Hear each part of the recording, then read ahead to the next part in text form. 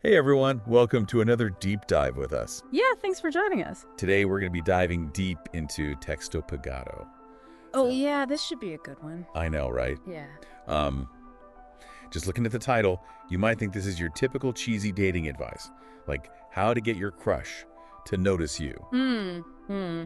But I think there's some there's some nuggets of wisdom here. Right. If we really dig in. Absolutely. And, even though it focuses on, romantic attraction, a lot of the advice actually applies to just building connections in general. Yeah, exactly. Like, whether it's friendships or professional networks, you name it. Making a good impression. It's all about that. So the source starts off by talking about first impressions. Yeah. And it emphasizes dressing well, which I think we all kind of know that's important. But what I thought was interesting is they talk about these snap judgments and how humans make these snap judgments in just a few seconds. It's incredible, isn't it? Like, our brains just process visual information so quickly. Yeah, like where does that come from? Well, evolutionary psychologists, they think it comes from, way back when. Oh, okay. We had to assess threats and opportunities really fast. Right. To survive. To survive, exactly. So that ability's been honed over, thousands, millions of years. Wow. Okay, so it's like hardwired. It's like this deep, deep down instinct. Okay, so that makes sense. So when you meet someone new, that first appearance, it really plays a big role whether we like it or not. Right. It's like setting the stage or how they're going to perceive you. Now, what I liked about the source is it wasn't saying you have to wear designer clothes. No, not at all. It was just about being... It's about feeling good. Put together. Yeah, put together, feeling confident. And feeling confident. And really, it's about reflecting your personality. Right, so who are you? Who are you? And let your clothes kind of show that a bit. Yeah, and it signals self-respect too, And that can actually lead to respect from others. That's interesting. It's a powerful thing. Okay, so you've aced the first impression, right? Yeah. You're looking good, you're feeling confident. Right. What's next? Well, the source suggests finding common ground, Common ground, okay. It's about those shared interests that can really spark a connection. Right. And they give this really cool tip. Pay attention to details. Okay. Like, notice the books your crush carries, the topics they talk about. Oh, I see. Even, how they decorate their desk. Or their social media. Or their social media, yeah. Like what they post. Exactly. Yeah, that makes sense. It shows you're genuinely interested in them as a person. You're not just... Not just trying to, get their attention. Yeah, you're actually curious about who they are. Yeah. And they even give this specific example. Oh. They say, if your crush is a reader, okay, maybe casually bring your favorite book along. Oh, that's smooth.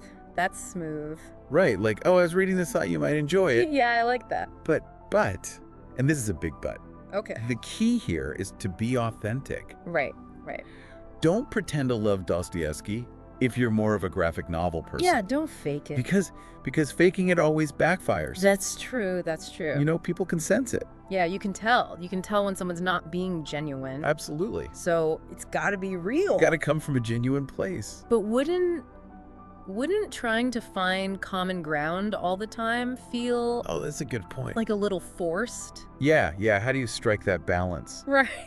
Between being genuinely interested and seeming desperate. That's the challenge, right? Yeah. I think it's about being observant and finding those natural opportunities to connect. Okay. So, for example, if your crush mentions loving a certain band, okay, you could say, "Oh, I've heard of them. What's your favorite song?" Oh, that's good. Right. It's just expressing curiosity. Yeah. And opening up a dialogue. I like that. So it's less about pretending and more about actively listening and finding those points of connection.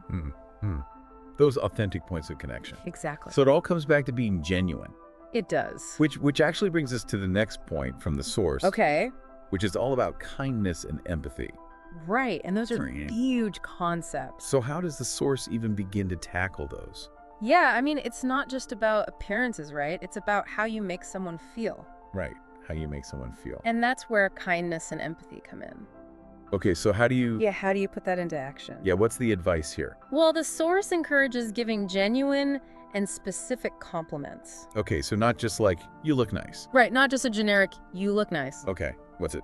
Instead, try something like, that shirt looks amazing on you, the color really brings out your eyes. Wow, okay, that's way better. Right, it's specific. It shows you've been paying attention. You're paying attention to the details. And the source also talks about, like, complimenting a book choice. Oh, yeah, yeah. Like, if they're reading a book, you could... You've noticed their interests. Say something about that. Exactly. It shows you're not just throwing out compliments randomly. Right, you're engaged. You're actually observing and engaging with the person. I see. So instead of just saying, you look nice, we're learning to compliment specific things. Right, specific thing. That reveal that we've been paying attention. That's good. That's how you stand out. Okay, so what else does the source recommend when it comes to this whole kindness and empathy thing? They emphasize being supportive and present.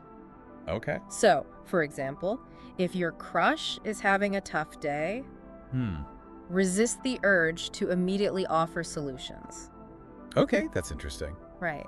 Because sometimes just listening and empathizing can be more powerful than trying to fix everything. Oh, I totally agree with that. Right. Sometimes people just need to, like, vent. Exactly. Just feel heard. They just need to feel heard. Yeah. And it shows you care about their emotional well-being. Right. Not just, like, solving the problem. Not just about problem solving. It's about that emotional connection. Yeah, I like that. It's about cultivating emotional intelligence, being attuned to your own emotions and those of others. Okay, and this actually ties into the source's next point, which is about giving your crush a glimpse of what it would be like to date you. Okay, glimpsing the dating you. I'm intrigued. Yeah, it sounds kind of mysterious, right? Is this like subtly hinting at your good qualities? Mm-hmm.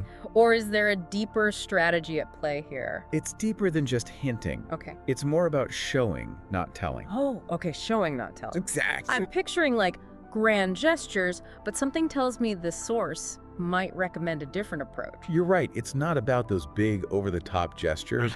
It's much more subtle than that. Think of it like a job interview, Oh.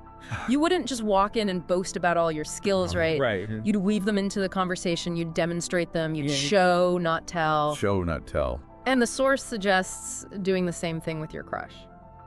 Okay, so showing, not telling, how would you actually do that? They recommend small, thoughtful gestures. Like what? Like, imagine offering your umbrella if it's raining. Oh, that's hot. Or bringing her favorite coffee. Oh, that's smooth. Right. Yeah. It's not about trying too hard. It's about demonstrating you're attentive and considerate. I see. So you're kind of giving them a sneak peek. Sneak peek. Of how great it would be to date you. Yeah, without being over the top. Without being too pushy.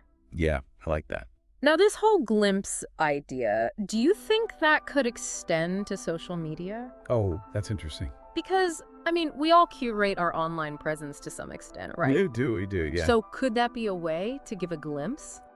I like where you're going with this. What do you think? I think, yeah, absolutely. The source actually mentions using social media strategically. Well, they do. Not to create a fake persona. Right, not to be someone you're not. But to showcase your authentic self. Okay.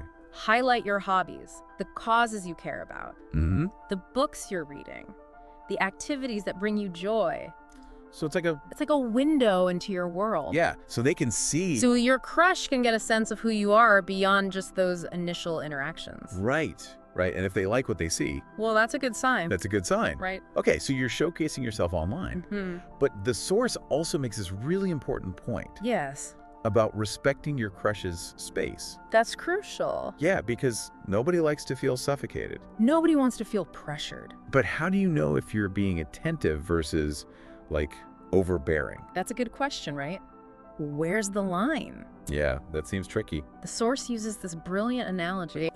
You can compare giving someone space to approaching a buffet. Okay. You don't pile everything onto your plate at once, do you? No, you don't. You take small portions, you savor the flavors, and then you go back for more when you're ready. I love that analogy. It's perfect, right? Yeah, the don't pile your plate at the buffet analogy for respecting space. Exactly. Brilliant. I'm totally stealing that one. It's so good. It's such a good way to, like, visualize it. Yeah, you don't want to overwhelm someone. You gotta pace yourself. Pace yourself. Create a sense of intrigue. Let the connection unfold organically. I like that. So we've talked about first impressions, finding common ground. Yeah. Being kind and empathetic. Right. Respecting space. Giving a glimpse. Giving that glimpse. Yeah. Right. Yeah. Now, let's shift gears a bit and talk about nonverbal communication. Oh, body language. The silent language. The silent language. That speaks volumes. Sometimes speaks louder than words. What does the source have to say about that? Well, they highlight the importance of confident eye contact. Okay. Not in a creepy staring way. No, not creepy. But in a way that shows you're engaged and interested. Right, you're present. You're present. Yeah. And a warm, genuine smile. Oh, a smile goes a long way. It goes a long way. Yeah. It makes you approachable. It shows you're friendly. Right. When someone smiles at you, it signals openness. It does. It's like an invitation to connect. Now, what about posture? Oh, good point. Does the source mention that? They do. They recommend standing tall, keeping your shoulders relaxed, avoiding crossed arms. Okay, so open. Open and confident body language. I see. It signals you're friendly, engaging, approachable. You know, it's funny how we often focus on what to say. Yeah. But our bodies are communicating constantly. All the time. Whether we realize it or not. It's like a constant stream of information. And in those early stages of attraction. Especially that. Those nonverbal cues can be so powerful. They can make or break it, honestly. Yeah, that's true. And here's a simple but often overlooked tip from the source. Put your phone away. Oh, yes. When you're interacting with your crush. That's huge. In today's world. It's so easy to get distracted. It's so easy. By notifications. By everything. And scrolling. But putting your phone away, it shows you're fully present. Right, you're engaged in that conversation. You're giving them your undivided attention. It shows respect. Absolutely. And it allows you to truly connect. It deepens the connection. Okay, so put the phones away, people. Exactly. That's good advice. And you know what else the source points out? What? Your crush might be observing how you interact with others. Oh, interesting. Not just them. Okay. So it's not just about putting on a show for your crush. Right. It's about being a genuinely good person.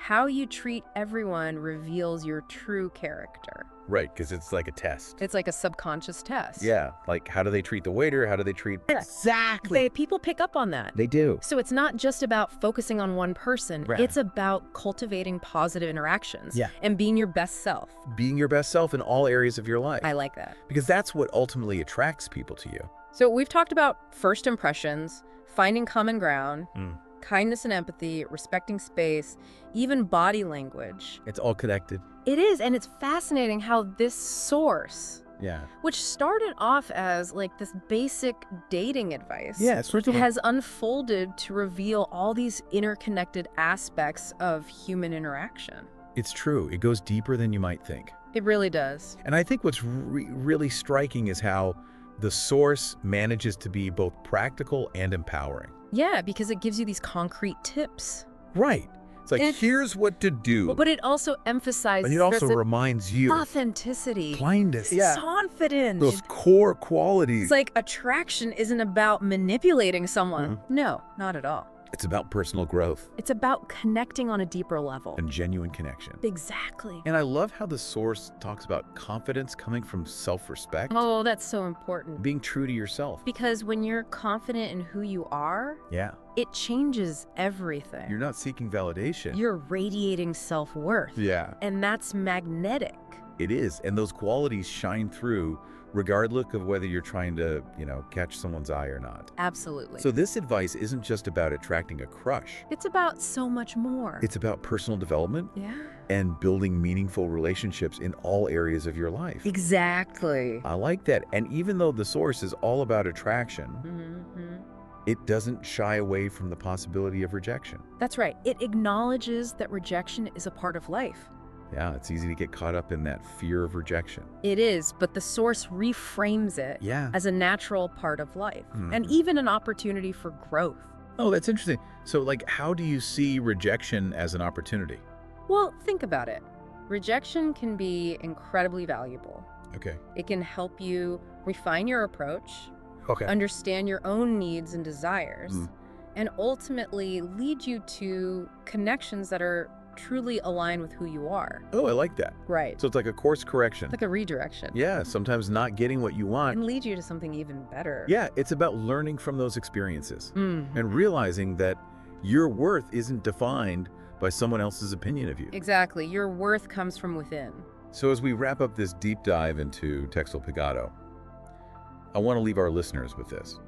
How can you take these nuggets of wisdom and apply them to your own life. Yeah, that's the question. What qualities do you want to cultivate in yourself? Mm-hmm. What kind of connections do you want to build? It's an ongoing journey. It is. Of self-discovery and growth. I like that. And remember, it's not about following a rigid set of rules. It's about understanding the principles of attraction and applying them in a way that feels authentic to you. Yeah, it's about embracing the full spectrum of human experiences. The highs and the lows. The joys, the challenges. The rejections, the triumphs. That's where true growth and connection lie. And don't be afraid to put yourself out there.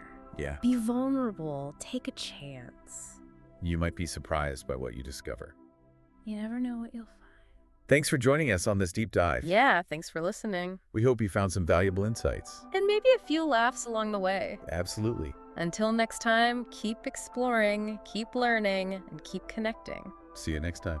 So we were talking about respecting space. Yeah, giving people space. You know, not overwhelming them with attention. Right. And it's so easy to cross that line, right? How do you know when you're being like attentive versus overbearing? That's the question, isn't it? Yeah, it is, yeah. I mean, nobody wants to scare someone away. Right. By, being too much too soon. Yeah, too much too soon. Yeah. So the source actually uses this really helpful analogy. Oh, okay. About approaching a buffet. A buffet. Yeah. You know, like when you go to a buffet. Yeah. You don't want to just pile everything onto your plate at once. No, right. You got to be strategic. Yeah, you got to be strategic. Try a little bit of everything. Exactly. You take small portions. Right. You savor the flavors. You see what you like. And then you can always go back for more. If you want more. If you're still hungry, right. Okay, so and it's the same with, giving someone space. Oh, I see. You don't want to overload them with attention all at once. Give them a little bit. Yeah, give them a little taste. See how it goes. See how they respond. And then go back for more if they seem interested. Exactly. It's all about pacing yourself. I like that analogy. It's a good one, right? Yeah, it is. Don't pile your plate at the buffet. Yeah. When it comes to respecting someone's space. I love it. All right, so moving on. Okay. Let's talk a little bit about nonverbal communication. Oh, okay, body language. The silent language. Yeah, the stuff we don't even realize we're doing half the time. Right, but it speaks volumes. It really does. So the source highlights the importance of confident eye contact. Well, eye contact, yeah. Not in a creepy staring way, of course. It's got to be natural. Yeah, got to be natural. Not too intense. But in a way that shows you're engaged. You're interested. You're present. You're present in the moment. Yeah. And a warm, genuine smile. Oh, a smile goes a long way. It really does. Yeah, it does. Makes you more approachable. Shows you're friendly. You're open. Exactly. It's inviting. And what about posture? Does the source talk about that? They do. They recommend standing tall. Oh, okay. Keeping your shoulders relaxed. Okay. Avoiding crossed arms. So open body language. Yeah, open and confident. It signals that you're friendly, engaging. Approachable, exactly. It's funny how we often focus so much on what to say. Right. But our bodies are like constantly communicating. Yeah, it's a whole other language. Whether we realize it or not. And those nonverbal cues. Especially in the early stages. Yeah. When you're first meeting someone. They can be so powerful. Yeah, they can make or break a connection. Absolutely. And here's a tip from the source that I think is, it's so simple. Okay, what's that? But so important. Put your phone away. Oh, yes. When you're interacting with your crush. Put the phone down. Yeah. In today's world, it's so easy to just be like distracted. Constantly checking notifications. Scrolling. Yeah. But putting your phone away. This shows respect. It shows that you're present, you're engaged. You're giving them your undivided attention. Right. And it allows you to truly connect. It deepens the connection. Yeah, because you're actually listening. You're not half here, half on your phone. Right. You're fully present. So put the phones away, people. Put them away. That's some good advice. And you know what else the source points out? Your crush might be observing how you interact with others. Oh, that's interesting. Not just them. Oh, okay. So how you treat the waiter. Right. How you interact with people in line at the store. Yeah, just like your general demeanor. There's like a subconscious test. It is. People are always watching. They are. They're picking up on those cues. So it's not just about putting on a show for your crush. It's about being a genuinely good person. Right. And that shines through. It does. Yeah. Because at the end of the day, people are attracted to kindness, authenticity, those qualities. Right. So be your best self. Be your best self. Not just for your crush, But for everyone. But for the world. Yeah, I like Because that's how you create genuine connections. Right, and that brings us to, I think, one of the most important points that the source makes. Okay, what's that? And it's about, we've been talking about all this stuff. Yeah, all these tips and tricks. But the source doesn't shy away from the possibility of rejection. Right, because let's be real, rejection is a part of life. It is, and it's something that I think a lot of people are afraid of. Yeah, it can be scary. Especially when it comes to, like, putting yourself out there romantically. Absolutely. But the source actually reframes rejection as a natural part of life. And even an opportunity. Yeah, an opportunity. For growth. Oh, that's interesting. Right. So how can you see rejection as an opportunity? Well, think about it this way. Sometimes rejection can actually be incredibly valuable. Okay. It can help you refine your approach. Hmm. Maybe you realize, maybe I wasn't being totally authentic. Right. Or maybe, my communication style wasn't quite right. It can also help you understand your own needs and desires better. Oh. What are you really looking for in a partner? Mm-hmm. And ultimately, rejection can lead you to connections that are truly aligned with who you are. I like that. It's like a course correction. Yeah. Sometimes not getting what you want Can lead you to something even better. Exactly. It can open up new doors. Doors you didn't even know existed. Exactly. So it's about learning from those experiences and realizing that your worth isn't defined by someone else's opinion of you. Right. It comes from within. It comes from within. So as we wrap up this deep dive into Texto Pagado, I want to leave our listeners with this. How can you take these nuggets of wisdom and apply them to your own life? Yeah, that's the question. What qualities do you want to cultivate in yourself? What kind of person do you want to be? What kind of connections do you want to build? It's a journey, It is. It's an ongoing journey. As self-discovery and growth. I like that. And remember, it's not about following a rigid set of rules. Right, because everyone's different. Everyone's unique. It's about understanding the underlying principles Of attraction, of connection. Exactly, and applying them in a way that feels authentic to you. Right. It's about embracing the full spectrum of human experiences. The highs, the lows. The joys, the challenges. The rejections, the triumphs. That's where true growth and connection lie. And don't be afraid to put yourself out there. Yeah. Be vulnerable. Take a chance. You might be surprised by what you discover. You never know what you'll find. Thanks for joining us on this deep dive. Yeah, thanks for listening. We hope you found some valuable insights. And maybe a few laughs along the way. Absolutely. Until next time, keep exploring, keep learning, and keep connecting. See you next time. So we were talking about rejection. Yeah, how it can actually be a good thing. Yeah, in disguise. And I think the source makes a really good point about confidence and how confidence plays into all of this. Yeah. It's essential, isn't it? It is. And, when you think about it, yeah. Confidence doesn't necessarily mean you're never afraid. Right. It means you push forward despite the fear. I like that. You acknowledge the fear, but you don't let it control you. Right. You don't let it paralyze you. Exactly. And the source talks about how true confidence comes from. Where does it come from? Self-respect and being true to yourself. Yeah, knowing your worth. Yeah, and I think when you have that, when you have that kind of confidence, it shines through. It does. It's magnetic. Yeah, and it people are drawn to that. It changes the whole dynamic, Absolutely. You're not seeking validation. You're radiating self-assurance. Right, and that's really attractive. It is, and it's not just about attracting a crush. It's about attracting the right people into your life. People who appreciate you for who you are. Yeah, that's about, It's about alignment. Yeah. Finding people who are on the same wavelength. So this advice isn't just about, getting a date. Right. It's about personal development. It's about becoming the best version of yourself. Yeah, and building meaningful relationships. Yes, in all areas of your life. Yeah, I like that. Romantic, platonic, you name it. So as we kind of wrap up this deep dive into Texto Pagado, we've talked about a lot of different things. Yeah, we've covered a lot of ground. But I think one of the key takeaways here is that attraction, connection.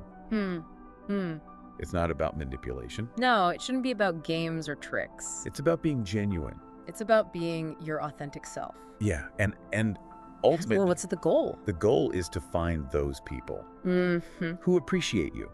Exactly. For who you truly are. And who you appreciate in return. Yeah, and that can lead to some really beautiful, lasting connections. Whether it's romantic or otherwise. So, I want to leave our listeners with this. How can you take these nuggets of wisdom that we've uncovered today? Yeah. And apply them to your own life? That's the question. What qualities do you want to cultivate? What kind of connections do you want to build? It's not a one-size-fits-all approach. Right. It's about taking these principles and figuring out what works for you. Yeah, and it's an ongoing journey, right? It is. It's a journey of self-discovery. And growth. And connection. So don't be afraid to experiment, to try new things. To put yourself out there. To be vulnerable. To be open to new possibilities. Because you never know. Yeah. What you might discover. You might surprise yourself. Thanks for joining us on this deep dive. Yeah, thanks for listening, everyone. We hope you enjoyed it. We hope you learned something. And maybe even had a few laughs along the way. Oh, absolutely. Until next time, keep exploring, keep learning, and keep connecting. See you next time.